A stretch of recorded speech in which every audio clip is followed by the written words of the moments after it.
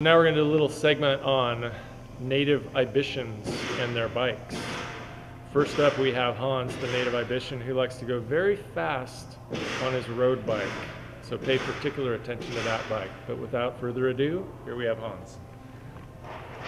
So this is my tranny, and it's a single speed, or is it? This is the Schlumpf crankset. It's a 2-speed internal, so you can have the simplicity of a single speed bike, but actually get across town pretty quick if you decide to. Here's my road bike.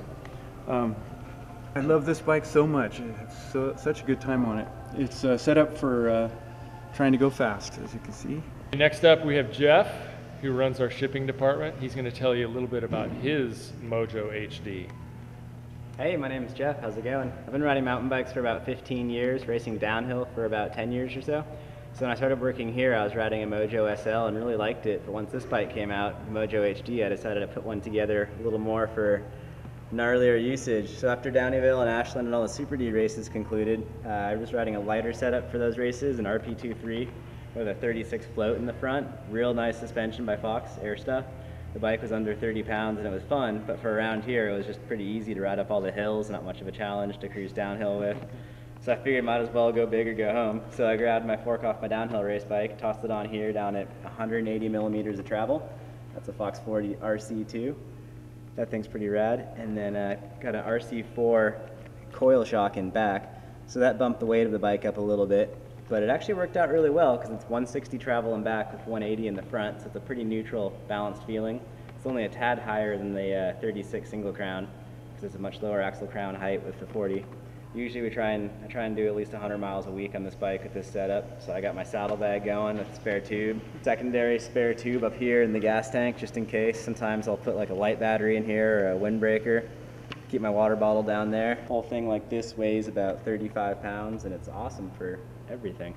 Jeff just told you about his Mojo HD. His day job when he's not out shredding on that bike is to get all our web orders going and make sure that they go to the right places. Looks like he's got a headset order over there right now. We'll see how he processes the orders in a minute, but here's the rest of the department where they're putting together some well, it looks like there's 2 Mojo SLs and an HD. We've already put a pile of HDs together today. For those of you who are wondering, there's a lot of them being shipped every single day. Anyway, notice the Ibis advisory up there. They've changed a little bit in the shipping department. Anyway, here's Jeff packing an order.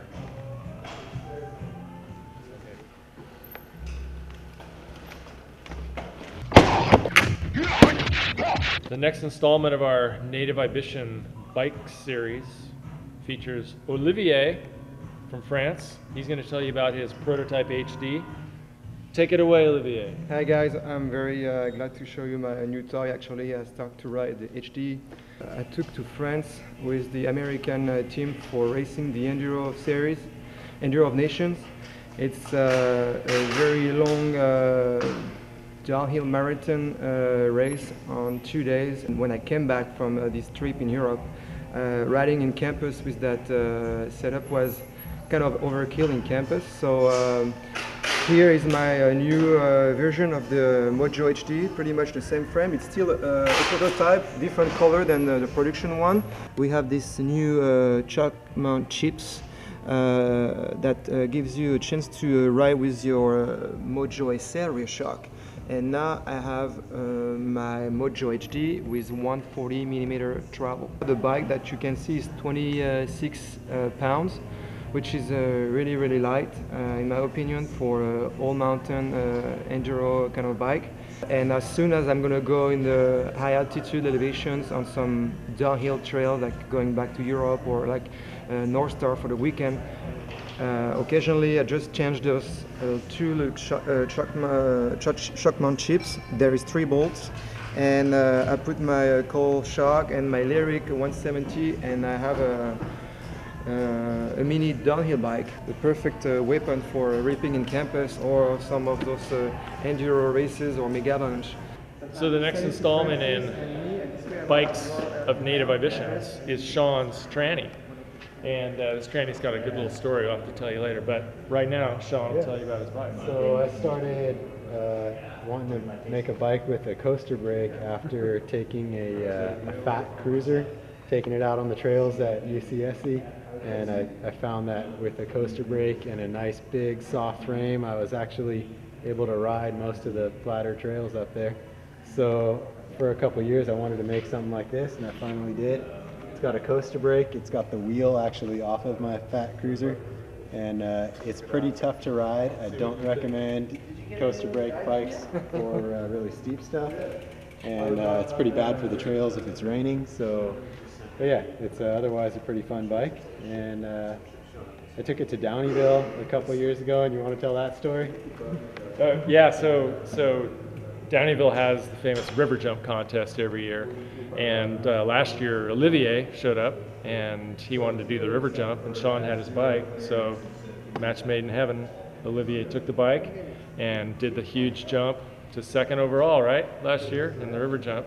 And we've got a picture of the forest from MTBR took that we're going to show you on the screen here, and shows you how big of air you can get on a coaster brake tranny. So here at Ibis, we're an equal opportunity poser. Anybody here can be a poser.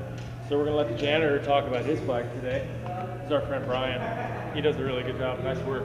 Thanks, man.